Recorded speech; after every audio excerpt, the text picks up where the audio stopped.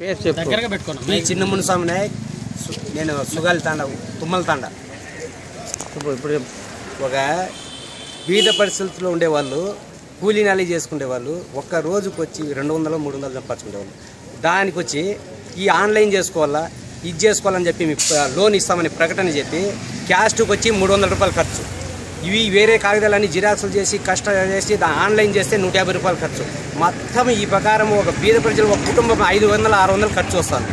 ఖర్చు వచ్చేటప్పుడు మీరు లోన్ ఇస్తామని బీదోళ్ళకి ఆశ పెట్టి మీరు మోసం చేసే బదులు అదే లోన్లు ఏమి ఈకన్నా గమ్మును వాళ్ళు కష్టమన్నా వాళ్ళు చేసుకుంటారు కదా.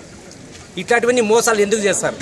బీద ప్రజలకు ఎందుకు అవనమ్మకంతో మీరు నమ్మకాలతో ఇది చేస్తాం, అది చేస్తాం, ఇది చేస్తామని చెప్పి అందరినీ పిలిపించి ఇట్లా కూలీ నాలి వదిలేసి బిడ్డ పిల్లలు అందరికి వదిలేసి ఆవు గుడ్లు అన్నీ వదిలేసి ఈ ప్రకారం వచ్చి ఈ మండల ఆఫీస్లో కొన్ని వేలు కుటుంబాలు వచ్చి ఇట్లా చేస్తుంటారు.